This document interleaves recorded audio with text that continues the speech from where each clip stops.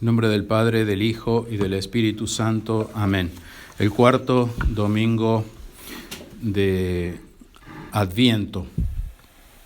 En su segunda venida, cuando todo obstáculo haya desaparecido, cuando ningún rastro de maldad quede, que eso es lo que significa la segunda venida de nuestro Señor Jesucristo, ningún hombre será excluido de su visita. Y eso es algo maravilloso. Cuando venga como Rey.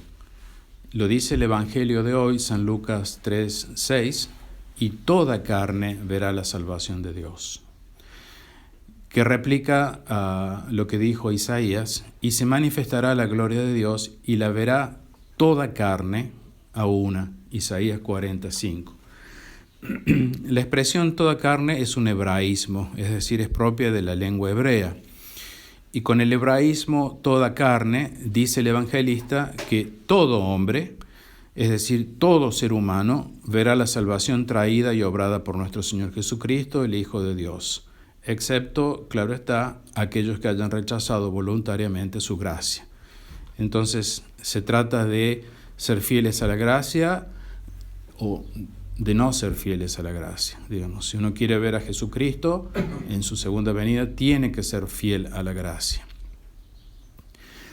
Y así se cumplirá lo que dice el Evangelio de hoy: toda carne verá la salvación de Dios. En esta Navidad muy particular de los últimos tiempos, contemplaremos hoy, como anticipo de la Navidad ya, dos partos excepcionales.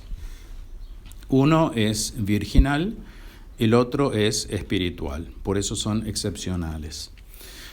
El nacimiento virginal de nuestro Señor Jesucristo del seno de la Virgen y el nacimiento espiritual de nuestro Señor Jesucristo del seno del pueblo judío. El nacimiento espiritual de nuestro Señor Jesucristo del seno del pueblo judío es la conversión de los judíos predicha por San Pablo, que uno puede leer en Romanos 11, 25, 32. La conversión del pueblo judío es entonces un nacimiento espiritual. Hay una mujer que pare un hijo y eso quiere decir el nacimiento o la conversión de los judíos a nuestro Señor Jesucristo.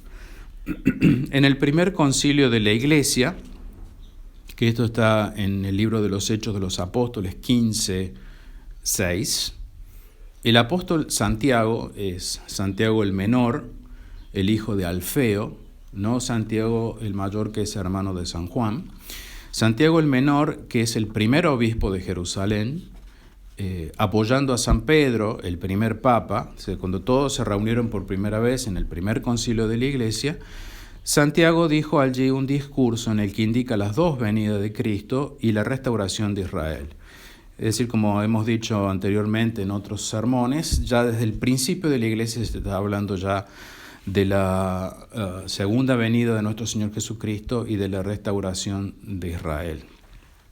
Y este es el discurso de Santiago el menor. Varones, hermanos, escuchadme. Simón, es decir, Pedro, ha declarado cómo primero Dios ha visitado a los gentiles para escoger de entre ellos un pueblo consagrado a su nombre. Con esto concuerdan las palabras de los profetas, según está escrito: después de esto, después de haber elegido este pueblo, volveré y reedificaré el tabernáculo de David que está caído.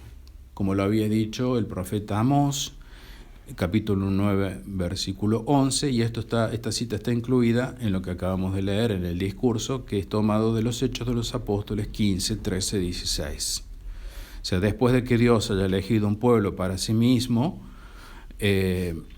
volveré y reedificaré el tabernáculo de David. Es lo más importante que debemos destacar de este discurso. Primero, un pueblo de gentiles consagrado a su nombre, que es la extensión de las promesas que Dios le había hecho al pueblo de Israel, a Abraham. Esa extensión a los gentiles, esas promesas se hacen extensivas a los gentiles. Y segundo, el restablecimiento del tabernáculo de David, que sería el cumplimiento de esas promesas. Dicho en otras palabras, primero, la Santa Iglesia Católica, a quien se le extienden las promesas de Dios, Abraham, y mayoritariamente constituida por gentiles, Y después la conversión de los judíos. Y después podemos decir, y habrá un solo rebaño y un solo pastor, como dice San Juan 10:16. La conversión de los judíos no debe entenderse como el paso de una religión a otra, del judaísmo al catolicismo, como normalmente entenderíamos cuando uno habla de conversión. Porque en realidad el catolicismo es el perfeccionamiento o la continuación de la verdadera fe, continuación en el sentido de perfección. No es que sea la misma exactamente, sino que se perfecciona esa fe. Que los judíos ya tenían a partir de la fe de Abraham. Es decir, siempre hubo y siempre habrá una sola religión, la verdadera, la del verdadero Dios. Desde los comienzos de la humanidad, desde Adán y Eva, ya había la religión verdadera de Dios con la humanidad. Pues la religión, digamos, es el medio por el cual la humanidad, los hombres, se relacionan con Dios. Entonces, desde el comienzo ya estaba la verdadera fe, la verdadera religión. Y esa religión se extiende hasta la parusía, hasta que venga por segunda vez nuestro Señor Jesucristo, pasando por todos los estadios por lo que tiene que pasar. Lo que nos interesa particularmente ahora es el estadio que se llama Antiguo Testamento, en donde Dios le da la fe a Abraham y a todos los patriarcas que siguen, que era la verdadera fe, es la verdadera fe, y después la venida, y que culminaba con la venida primera de nuestro Señor Jesucristo, para cumplir, para perfeccionar esa fe. Entonces estamos hablando de una única religión verdadera a lo largo de toda la historia de la humanidad. Cuando se cumple esa perfección de la ley, Jesucristo da inicio, por así decir, a esa perfección en la Iglesia Católica. La conversión de los judíos debe entenderse entonces en el sentido de parte de los judíos, aceptar el desarrollo de la fe que ellos ya venían profesando, ese desarrollo de la fe que se da en la continuidad de esa verdadera fe, o perfeccionamiento de esa verdadera fe, o cumplimiento de esa verdadera fe, que es cumplimiento de la ley, obrada por nuestro Señor Jesucristo en su primera venida. Jesucristo es muy claro en esto, lo dice en San Mateo 5:17, no penséis que he venido para abrogar la ley, no tachó la ley de Moisés, no la fulminó, o los profetas, tampoco los profetas. No he venido para abrogar, dice nuestro Señor Jesucristo, sino a cumplir, a perfeccionar. Y eso es lo que los judíos no aceptan. Esa perfección que trae nuestro Señor Jesucristo es lo que ellos no aceptan y se quedan con la ley tal como la había dado Moisés hasta la venida de Jesucristo, que era la verdadera fe en ese momento, pero que necesitaba ser perfeccionada. Ellos se quedan en la historia, por así decir, al no aceptar la perfección de nuestro Señor Jesucristo. Es por esto por lo que la Santa Iglesia Católica es llamada por San Pablo la Israel de Dios. La llama así San Pablo en Gálatas 6:16. La Israel de Dios es la continuación de la verdadera fe que Dios le había dado a los antiguos, a los profetas en el Antiguo Testamento, la continuación de esa verdadera fe en la Santa Iglesia Católica, continuación en el sentido de perfección. No es la misma, no queda en el mismo estadio en que estaba la fe, sino que hay una perfección de la fe. Y al rechazar a nuestro Señor Jesucristo, los judíos se apartaron de la verdadera fe, quedándose estancados en esa fe antigua, e hicieron a partir de esa fe antigua, que ya pasó a ser corrompida por no aceptar la perfección, una nueva religión, que es lo que conocemos hoy como el judaísmo. Asimismo, el Vaticano II, al apartarse de la verdadera fe, corrompió la fe, corrompió la verdadera fe, transformándola en una nueva religión. Queremos hacer este paralelismo, digamos, los judíos al no aceptar la perfección traída por nuestro Señor Jesucristo, corrompió la fe. El Vaticano II corrompe también la fe y crea una nueva religión, así como lo hizo el judaísmo. Y hay que entender esto. No entenderlo es gravísimo. Hoy es gravísimo. Tiene una gravísima importancia entenderlo, porque está en juego nuestra vida sobrenatural. Y no es cualquier cosa eso. Muchos, incluso en la tradición, lamentablemente, la gran mayoría en la tradición, siguen aún confundiendo y llamando Iglesia Católica a la fe que se profesa en el Vaticano con su cabeza de Bergoglio, que es corrompida, que es una fe corrompida. Si bien es tomada de la Iglesia Católica, pero se corrompió. Y a partir de ahí se hizo una nueva religión. Eso, vuelvo a repetir, incluso dentro del tradicionalismo, no lo entienden o no lo quieren entender o siguen aferrados a esa idea. Y es como que hay que reavivar la fe o volverle la autenticidad o la entereza que tiene que tener la fe católica. Y eso no lo va a lograr el hombre, no lo va a lograr reformando a la fe corrompida que tiene Bergoglio hoy en el Vaticano. Es ya, lamentablemente, por estar corrompida, una nueva religión. La religión que está entonces en el Vaticano, con su cabeza Bergoglio, no es la Iglesia Católica.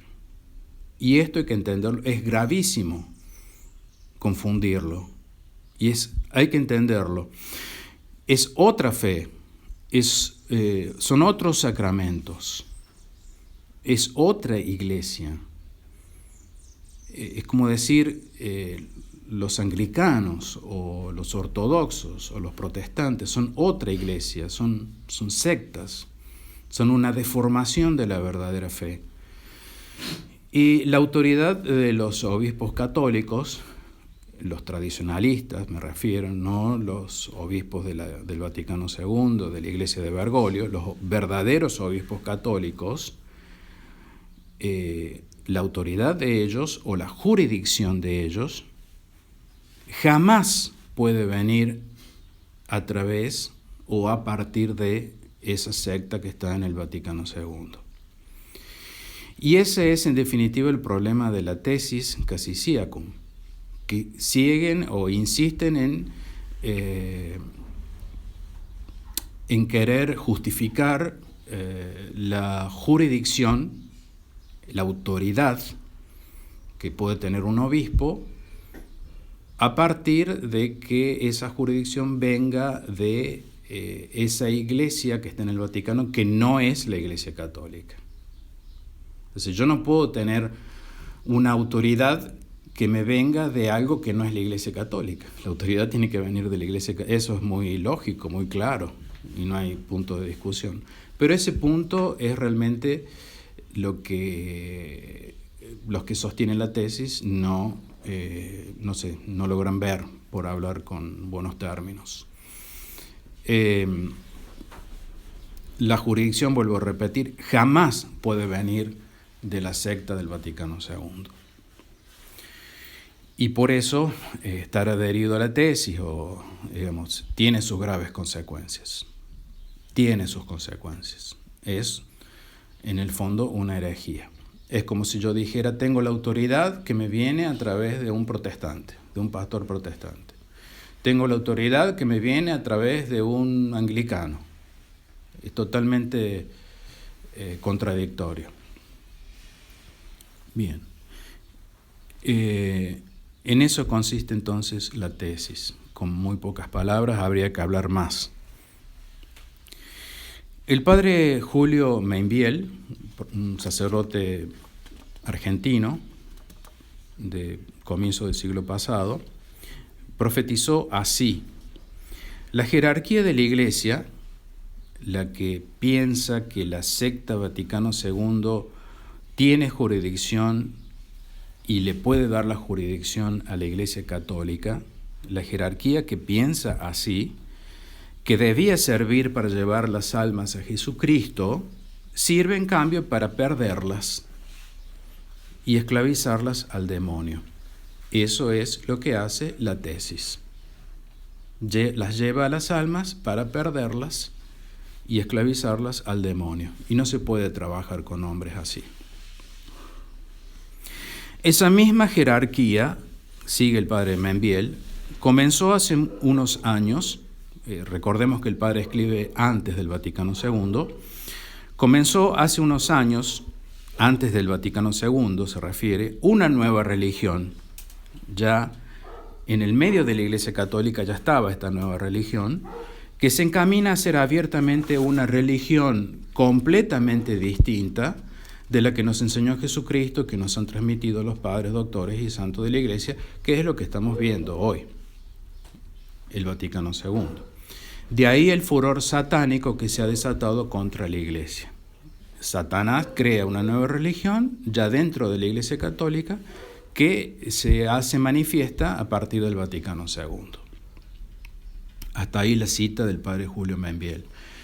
La conversión de los judíos significa que deben ellos regresar a la verdadera fe que venían profesando en el Antiguo Testamento, pero con el perfeccionamiento de esa fe por Jesucristo incluido. Al rechazar a nuestro Señor Jesucristo, ellos se quedaron fuera de ese perfeccionamiento que es la ley de amor del Evangelio. Por eso ellos siguen teniendo la ley del talión, diente por diente, ojo por ojo, y no la ley del amor de Jesucristo. Esto lo experimentarán los judíos a esta conversión gracias a la labor de los dos testigos enviados por Dios y de San Juan enviado por Dios. Será algo extraordinario, como lo fue la conversión de San Pablo en camino a Damasco, obrada por el mismo Cristo. Pablo fue bautizado por el obispo de Damasco, Ananías, gracias a la visión que este obispo Ananías tuvo en la que Cristo le ordenaba bautizarlo.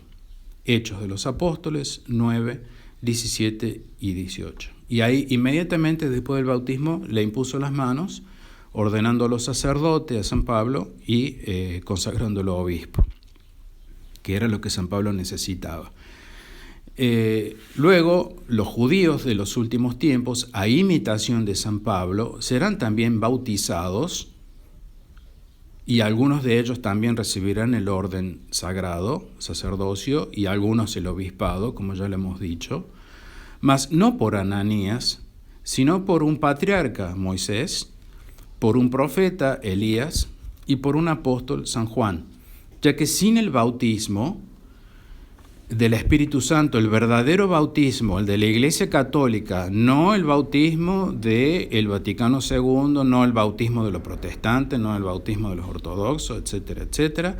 Sin el bautismo verdadero de la Iglesia Católica, del Espíritu Santo, los judíos no pueden salvarse, no pueden entrar a la religión católica.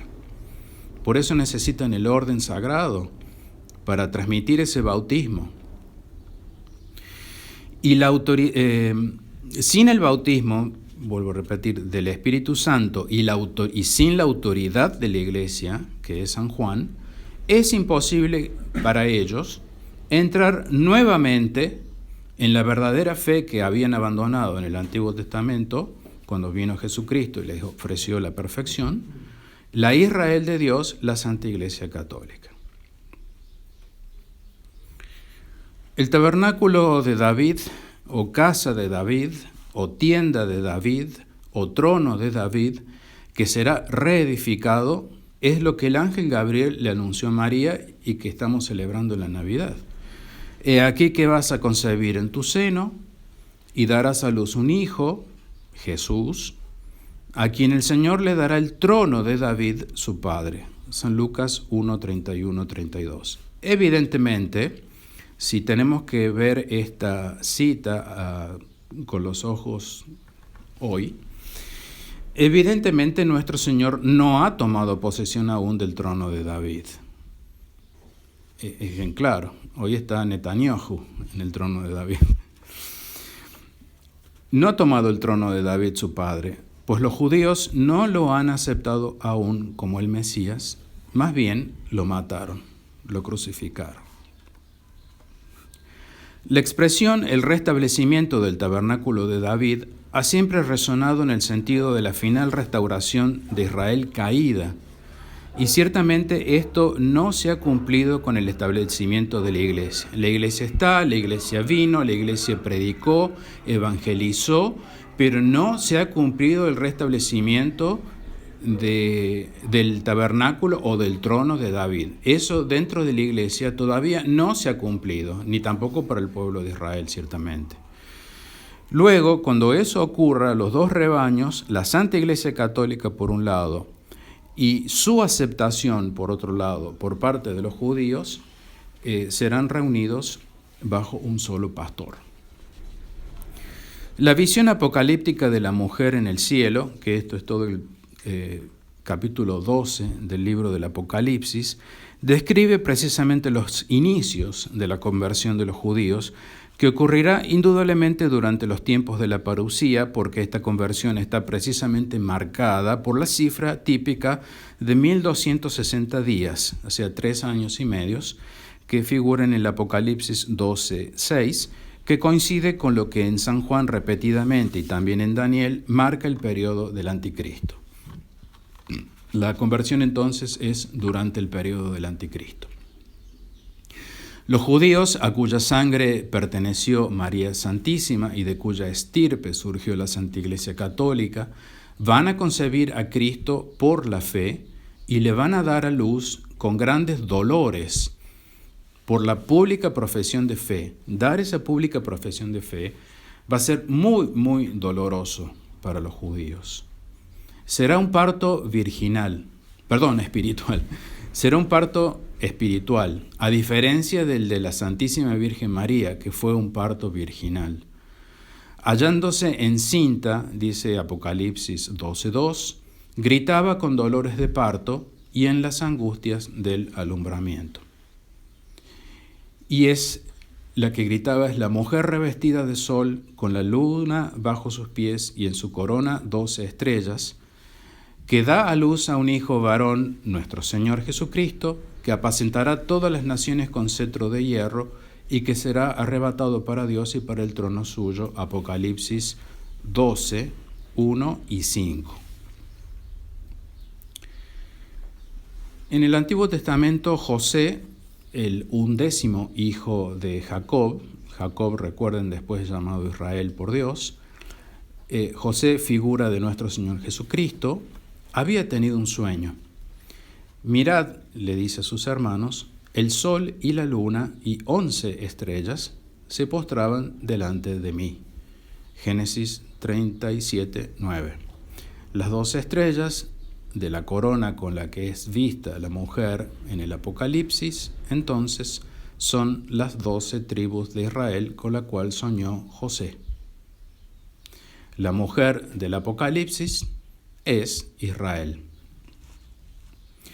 La mención del cetro de hierro indica que el recién nacido no es el Cristo en su humillación, tal como apareció en Belén de la Santísima Virgen María, sino el Mesías omnipotente y Rey del mundo entero, explica Primacio, apoyándose en el texto del Salmo, con cetro de hierro los gobernarás. Salmo 2, 9. O sea que no es la primera venida, sino la segunda venida, con cetro de hierro. Su arrebato para Dios y para el trono suyo indica la glorificación de Cristo, tanto la que actualmente tiene a la diestra del Padre, como la que tendrá en su triunfo final en la segunda venida, a la vista de todas las naciones. Y toda carne verá la salvación de Dios, como dijimos al comienzo, que es el Evangelio de hoy, San Lucas 3:6. Algunos sostienen que la mujer que va al desierto es la iglesia toda, y la mujer huyó al desierto, donde tiene un lugar preparado por Dios para ser sustentada por 1260 días, Apocalipsis 12:6, es decir, durante todo el tiempo del anticristo. Pero hay algunas grietas en cuanto a decir que se trata de toda la iglesia. En cuanto a la iglesia, en el sentido del cuerpo místico de Cristo, Si esta mujer es toda la iglesia, ¿cómo explicar que ella diese a luz al que es su cabeza? Conforme a lo que se lee en Colosenses 1:18. Cuando es a la inversa, se dice la iglesia, nacida del costado nuevo de Adán, como Eva del antiguo. Costado del nuevo Adán, como Eva del antiguo. Ni siquiera podría decirse que convirtiéndose a Cristo, la iglesia, podría darlo a luz espiritualmente, como antes lo dio a luz según la carne, pues la iglesia es cuerpo de Cristo precisamente por la fe con que está unida a Él. Entonces, no puede darle a luz a Cristo porque Cristo es la cabeza de ese cuerpo que da a luz. Y no puede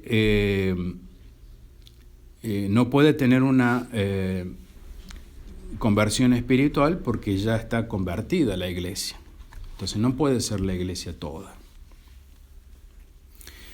La liturgia y muchos escritores patrísticos emplean este pasaje de la mujer que con el sol y la luna y la corona en relación con la Santísima Virgen.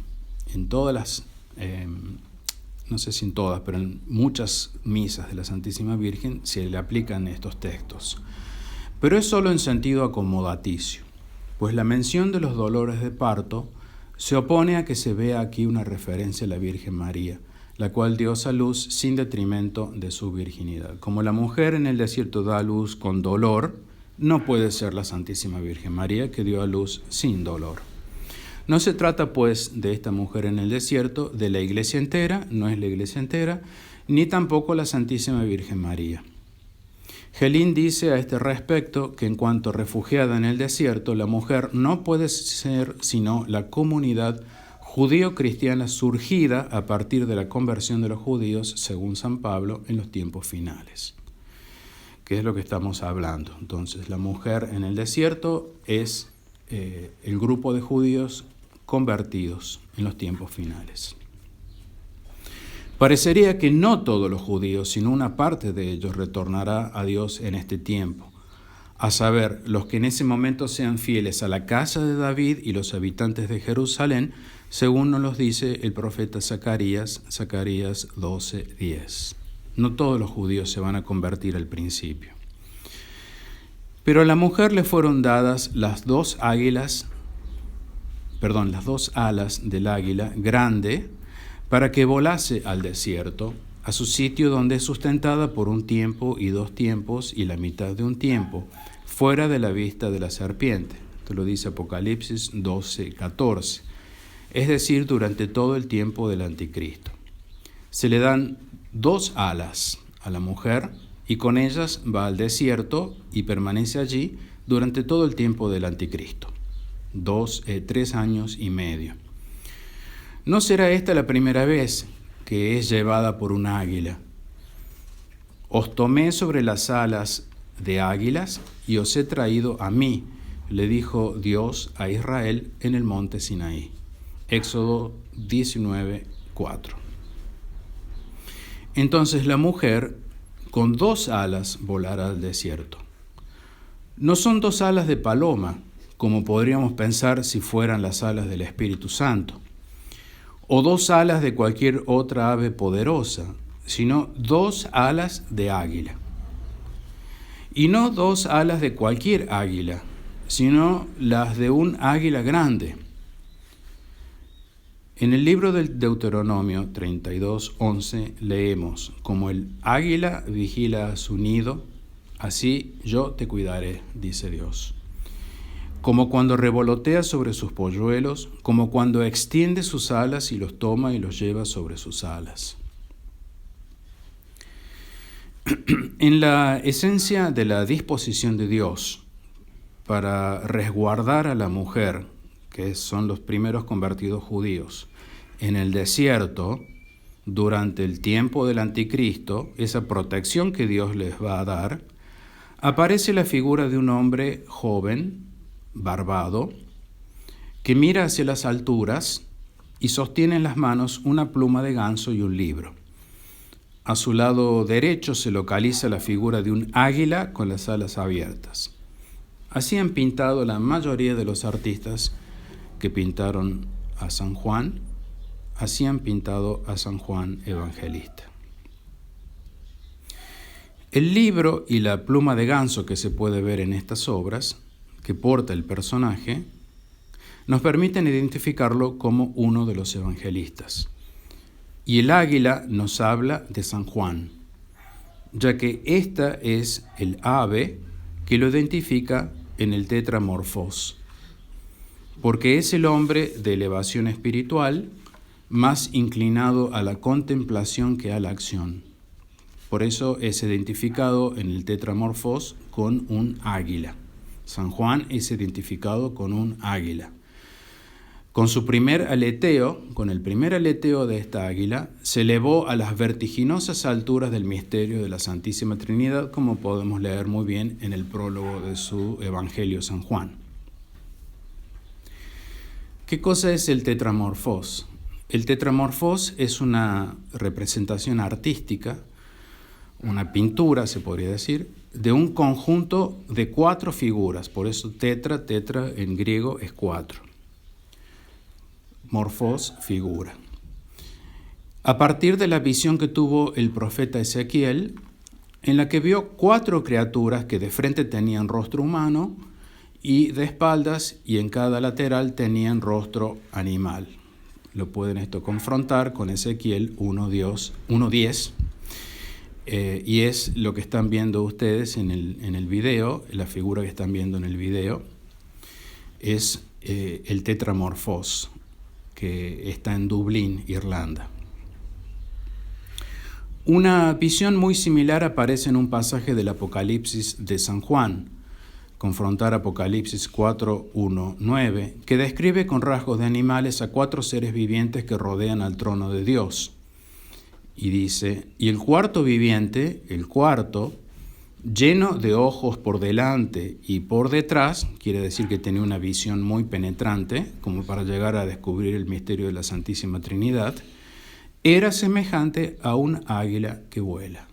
Te lo dice el Apocalipsis 4:6-7. Entonces, un águila grande es San Juan, que lleva en sus alas a la Israel de Dios al desierto. Esto no lo digo yo, lo dice la tradición de la Iglesia desde Ezequiel al representar a estas 4 figuras en su tetramorfos, el tetramorfos que luego es tomado por el Nuevo Testamento y que se identifica a una de estas figuras, la cuarta, con San Juan, precisamente con la descripción de un águila. Y aquí en este texto, un águila que vuela. Y aquí en este texto, San Juan, en el texto del Apocalipsis de la mujer, es llevado por 2 alas, de un gran águila. ¿Quién es ese gran águila? Claramente la tradición de la Iglesia nos está diciendo que es San Juan. Anteriormente había asistido San Juan a otra madre, la Santísima Virgen María. Y esto fue así porque San Juan era el más joven de los apóstoles de Jesús, el que siempre estuvo cerca de Jesús en las horas más solemnes. Estuvo presente en la última cena, donde se recostó sobre el pecho de Dios mismo, y estuvo presente en la pasión al pie de la cruz junto a María, y allí fue que Jesús le dijo, «He ahí a tu madre», y desde ese momento el discípulo la recibió consigo. San Juan 19:27. Es decir, que San Juan, el águila grande, se hizo cargo de la Santísima Virgen María, la recibió consigo en su casa y la asistió. De ahí que las 2 alas de un águila grande son una alusión a la protección que le brindará San Juan a la nueva comunidad de católicos convertidos del judaísmo llevados al desierto, a semejanza de la protección que le dio a la Santísima Virgen María.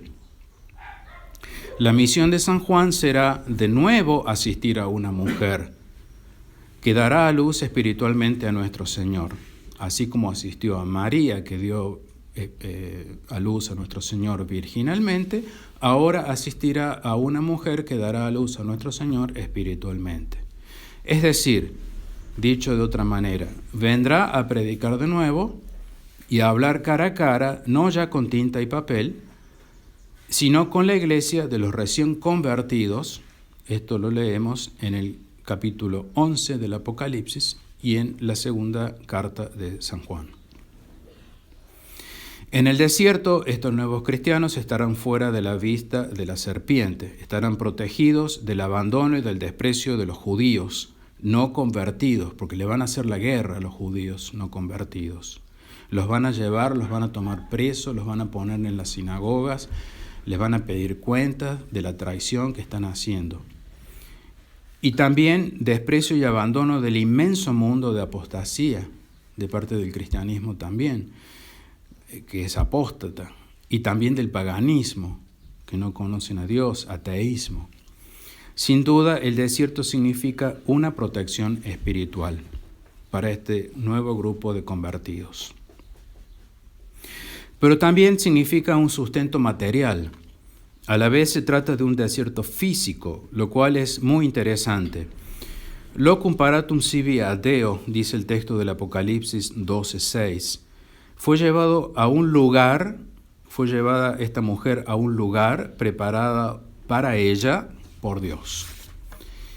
Y ese lugar es la tierra de Moab, sobre todo la extensión este del Mar Muerto, colonizada desde tiempos muy antiguos por los nabateos, en donde hoy se encuentran las famosas ruinas de la ciudad de Petra.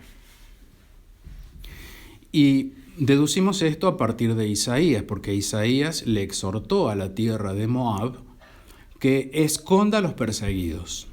¿Quiénes son los perseguidos? Los nuevos judíos convertidos, que son perseguidos por los judíos no convertidos. Que no rechace a los errantes, judíos hijos suyos.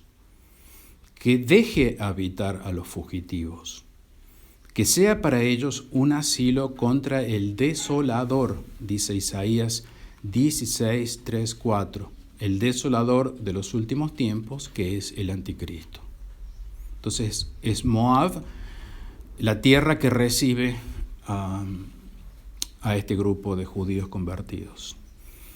Que Dios mismo le sustente y le alimente indica quizás las penurias y pobrezas que tendrá que pasar en el desierto bajo el imperio del anticristo. El dragón, el diablo, y su representante en la tierra, el anticristo, no le perderá ojo. Y dice el Apocalipsis 12, 13, «Ay de la tierra y del mar, porque descendió a vosotros el diablo, lleno de gran furor, sabiendo que le queda poco tiempo, persiguió en el desierto a la mujer que había dado a luz al varón». O sea, el diablo desciende del cielo y persigue en el desierto a esta mujer que da a luz a un varón, que son los nuevos convertidos del judaísmo. Y continúa el Apocalipsis 12, 15, 16. «Y entonces la serpiente, el diablo o el dragón, arrojó de su boca en pos de la mujer, en contra de la mujer, agua como un río, para que ella fuese arrastrada por la corriente, que se los quería matar con agua. Mas la tierra vino en ayuda de la mujer, pues abrió la tierra su boca y sorbió el río que el dragón había arrojado de su boca». Es decir, la tierra se tragó al río, es decir, la tierra salvó de morir ahogados a estos judíos convertidos, y alguna peripecia así les salvará de la destrucción.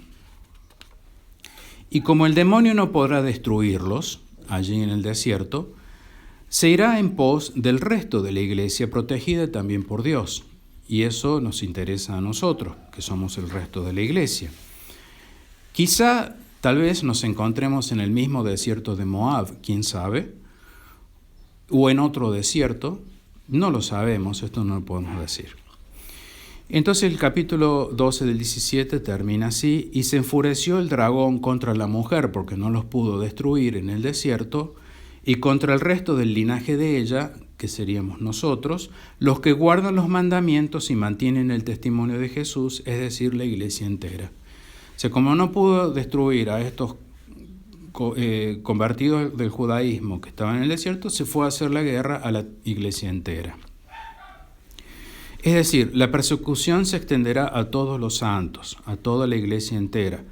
En el desierto, llamémoslo de la paciencia, como dice el Apocalipsis 13, 10 y 14, 12, no lo digo yo, lo dice el Apocalipsis, el desierto de la paciencia. En el desierto de la apostasía muy grande, que ya estamos. En el desierto de la gran persecución, en el que los cristianos serán reducidos a ser basura de este mundo, como dice San Pablo en 1 Corintios 4:13, y que sin espíritu de autosuficiencia propia cuenta solo con la gracia. Por eso los judíos se pondrán a los pies de los cristianos cuando se conviertan. He aquí que yo te entrego a algunos de la sinagoga de Satanás, que son los judíos, que dicen ser judíos y no lo son, sino que mienten. He aquí que yo los haré venir y postrarse a tus pies, es decir, a los pies de la iglesia, y reconocerán que yo te he amado, que Dios ha amado a la iglesia, porque nos ha protegido también durante todo este tiempo del anticristo. Allí los judíos van a reconocer a la iglesia. Y esto se lo dice Dios en Apocalipsis 3:9, que es la carta a la Filadelfia, a la iglesia de Filadelfia, que es la iglesia por la cual ya estamos pasando, que es la iglesia del tiempo de la parusía y del anticristo, en la cual los judíos se convierten. Y continúa el Apocalipsis 3:10, a la iglesia de Filadelfia: por cuanto has guardado la palabra de la paciencia mía, le dice a la iglesia, yo también te guardaré de la hora de la prueba. A nosotros nos dice eso, esa hora que ha de venir sobre todo el orbe, sobre toda la humanidad, para probar a los que habitan sobre la tierra, para probar a todos los seres humanos. Dentro de esa prueba a todos los seres humanos, Dios nos va a guardar de la prueba. Y esa es la fe, ese es el canto de alegría que tenemos que tener, la esperanza que tenemos. Dentro de esa prueba tremenda que va a venir, nos va a guardar de la prueba. Esto lo dice la Sagrada Escritura y tenemos que creer en lo que Dios nos dice. Dios protegerá a quienes hayan guardado su palabra en la paciente espera de la venida de Cristo. Por eso hay que amar la venida de Cristo y esperarlo con paciencia en el desierto de la iglesia entera. En medio de esa tremenda hora de la prueba, Dios resguardará a quienes le sean fiel. Quien no le es fiel, no los va a resguardar. De ahí la urgencia de predicar en contra de las herejías. De ahí la urgencia de predicar en contra de la fraternidad, de todos los círculos tradicionalistas que se desvían de la verdadera fe, en contra de la tesis. No es por capricho, no es por odio hacia ellos que uno predica en contra, sino porque no van a ser fieles cuando llegue Jesucristo. Ese es el verdadero dolor de la iglesia. Y eso tienen que entenderlo bien. Nadie está en contra de ellos. Al contrario, si se predica es porque se está a favor de ellos, para que se conviertan. La fe de los creyentes será probada. En el medio de todas estas angustias, nos dijo Jesucristo en San Mateo 24:19, hay de las que están encintas y de las que críen en aquel tiempo. Esto lo digo a partir de un caso de conciencia, digamos, que se me planteó. ¿Cómo compaginar el deber de tener una familia numerosa, de engendrar hijos para Dios y criarlos en la Iglesia Católica, con esa terrible advertencia que da nuestro Señor Jesucristo? Hay de las que están encintas y críen en ese tiempo. A algunos se le crea un gran conflicto de conciencia. ¿Qué hacer? ¿Qué hacer? Porque saben que sus hijos, no se oponen a no tener hijos, pero saben que sus hijos van a pasar también por la gran prueba. Y eso es un gran dolor ya desde el principio, ya antes de concebirlo a los hijos es un gran dolor. Así como el dolor que tuvo María Santísima, porque ella sabía ya antes de concebirlo que Cristo iba a padecer en la cruz. Toda su vida, toda la vida de María Santísima fue vivir con el dolor presente de la muerte en cruz de nuestro Señor Jesucristo. Y esa podría ser la respuesta a estos padres de los últimos tiempos.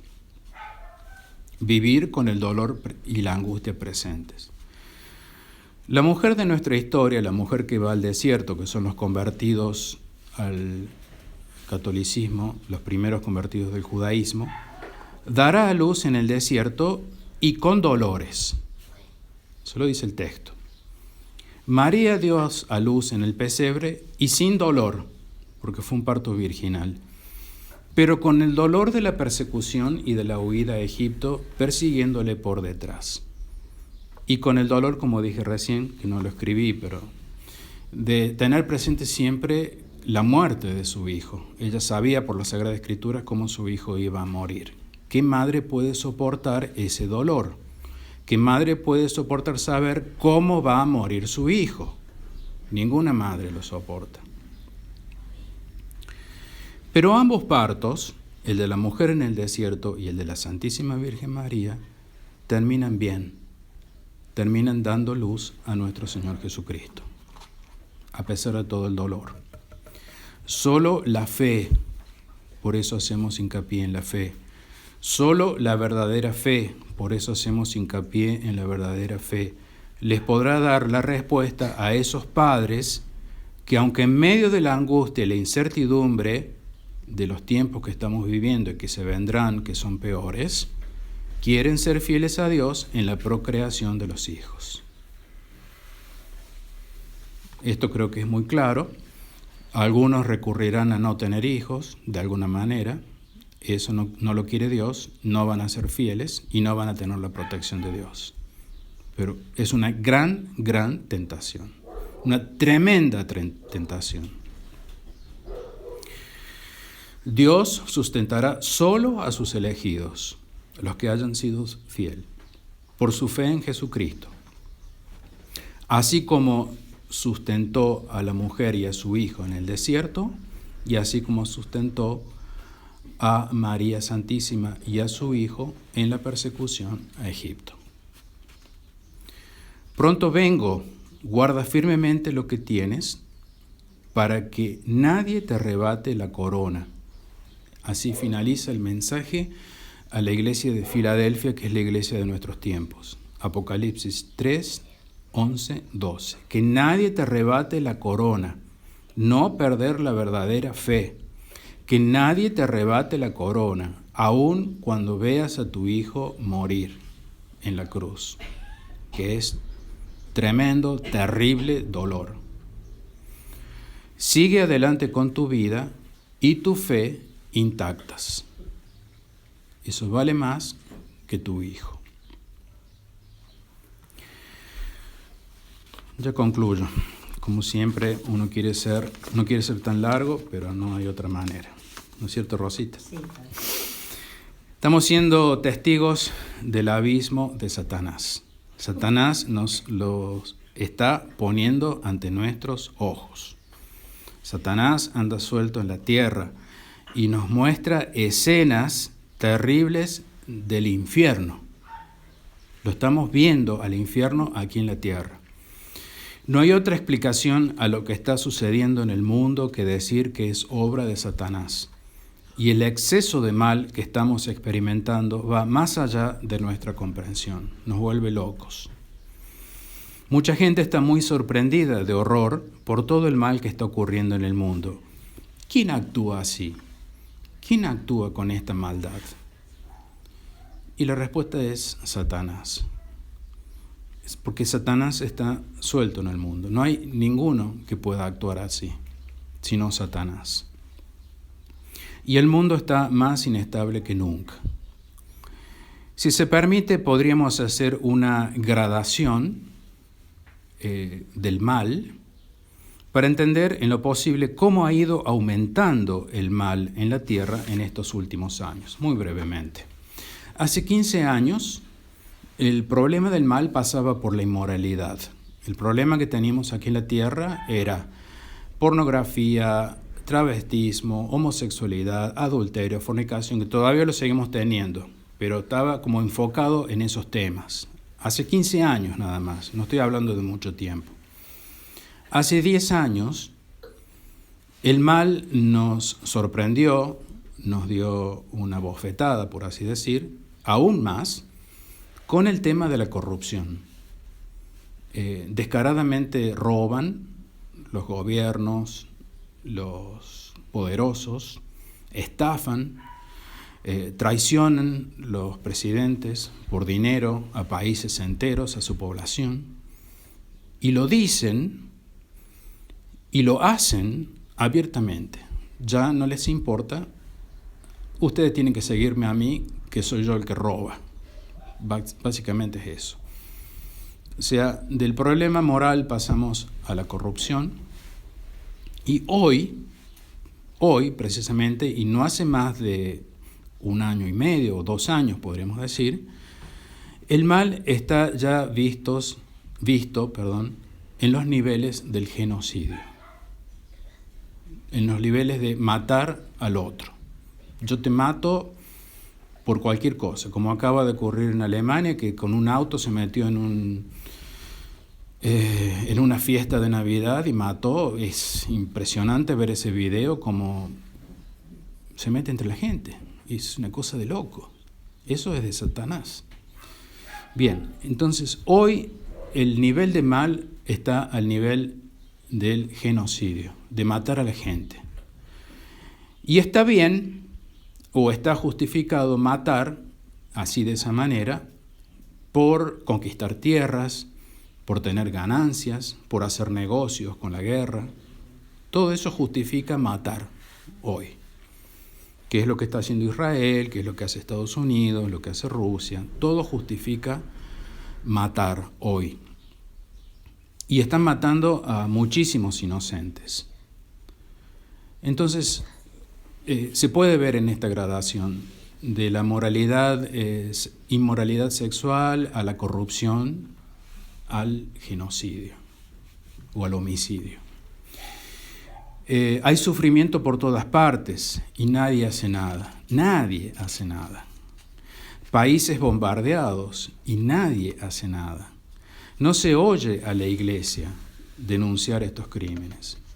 Tendrían que haber un comunicado todos los días de la iglesia.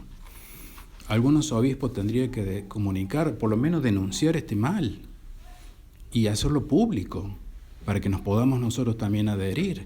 Digo obispos porque son ellos los que tienen la autoridad. Al menos, me puedo equivocar, que yo sepa, no hay nadie que haga esto, que denuncie estos males. No nos hagamos cómplices del mal, inútilmente. Satanás está creando caos, desorden y confusión terribles, y la iglesia en su jerarquía es sumisa, muda e inepta. No existe. No así la iglesia del pueblo, lo que estamos aquí sufriendo, que ordinariamente sufre todas estas cosas, día a día, pero está viva. Los pobres cristianos de Siria no solo sufren a lo mejor no ser parte de la verdadera iglesia porque están bajo el Vaticano II, sino también por ser cristianos y los van a liquidar, los van a matar. Vienen por nuestros hijos también. Esto me olvidé de decirlo recién hablando de las que están encintas. No solamente va a ser terrible, el tener que criar y dar a luz y criar un hijo, sino que sepan que todo este mal que aún no nos ha llegado a nosotros, a nuestros países de Sudamérica, en esta forma, vienen por los niños. ¿Por qué vienen por los niños? Porque los niños son el perfecto sacrificio para Satanás. Y como son satanistas, tienen que ofrecerles sacrificios. Y esos sacrificios son los niños, que primero los usan para actividades sexuales y después los matan para ofrecer esa sangre a Satanás. Vienen por los niños. Es decir, que todo cuidado que haya que tener con los niños no es de ninguna manera extremo. Me acabo de enterar ayer que Rusia atacó a la ciudad de Kiev y en ese ataque bombardeó a 6 embajadas. 6 embajadas. Una de esas embajadas, adivinen de quién es o de dónde es. De Argentina. Bien, todo adivinaron. Rusia atacó la embajada argentina en Ucrania. ¿Qué tenemos que ver nosotros? ¿Por qué atacan nuestra embajada? Y bueno, algún interés tiene que haber. O sea, van a venir por Argentina, sin lugar a dudas. Y empiezan por ahí. O están provocando a Argentina para que se meta en un conflicto que no tiene nada que ver. Bueno, no sé, no vamos a sacar deducciones de esto. Pero vienen por nosotros, vienen por nosotros. Día tras día, tras día, tras día, tras día, y no hay solución. No hay nadie con autoridad para detener el mal. No hay otra explicación más que decir que Lucifer ha sido soltado y anda rondando por la tierra engañando a las naciones y buscando a quien devorar.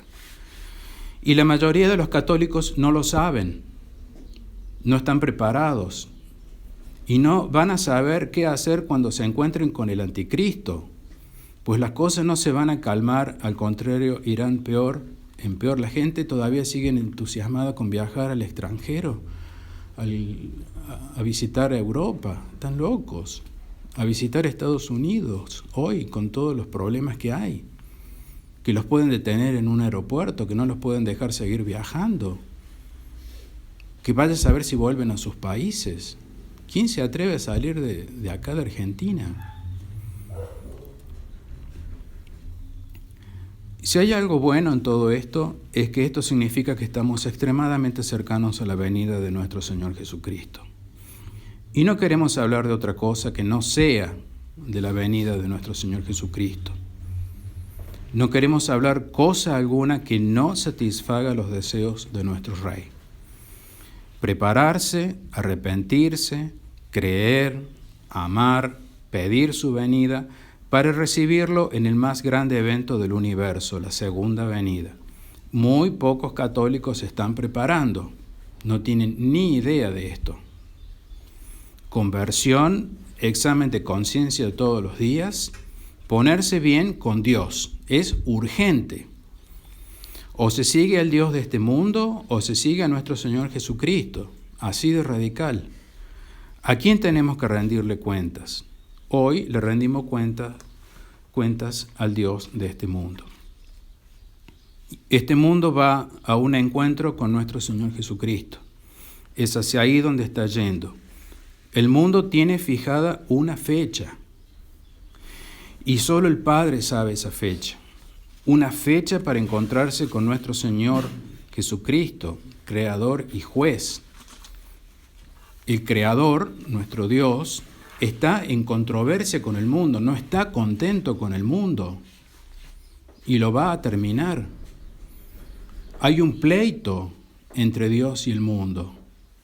Un pleito tiene Dios con el mundo y hay una fecha ya establecida en la corte en la que el mundo va a tener que presentarse. Y en esa corte Dios es el juez, Dios es el fiscal, Dios es el jurado, en realidad es la misma corte. Y allí se presentarán todas las ofensas en contra de él. Este juicio está viniendo y la humanidad no lo sabe. Sigue muy contenta con sus miserias de aquí de la tierra. Con la mujer que huye al desierto comienza el tercer ay del Apocalipsis, en el que se describen las acechanzas de los poderes infernales que crecerán y crecerán hasta que sean derrotados por nuestro Señor.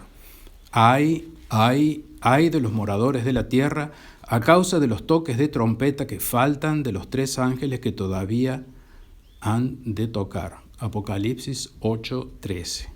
Y los toques de trompeta que faltan son debidos o son causados por la infidelidad del pueblo de Dios. Así es preciso, dice San Pablo hoy en la epístola, que los hombres nos miren a los sacerdotes, a los obispos, como a siervos de Dios, como a siervos de Cristo, y distribuidores de los misterios de Dios. 1 Corintios 4:1. Precisamente, los distribuidores de los misterios de Dios no están distribuyendo uno de los misterios de Dios, que es el de la parusía.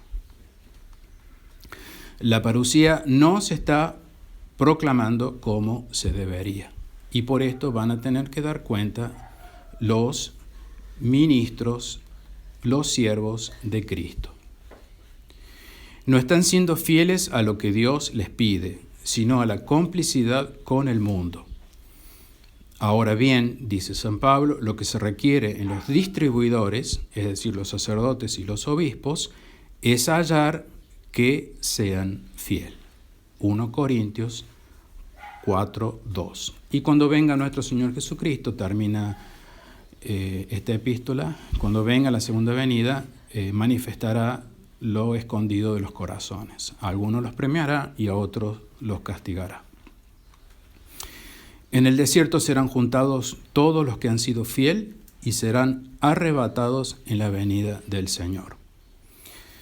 Queridos hermanos, si nos equivocamos, porque me puedo equivocar tranquilamente, nos retractamos y les pido disculpas si nos equivocamos. Solo nos interesa la verdad y en esto estoy siendo sincero, aunque algunas personas crean que no pueda ser sincero. Y si no lo creen así, mucho gusto de haberlo conocido. La burra de Balaam habló, Números 22, 21, 33, porque Dios le dio órdenes. Ven, Señor, no tardes y perdona los pecados de tu pueblo. En nombre del Padre, del Hijo y del Espíritu Santo. Amén.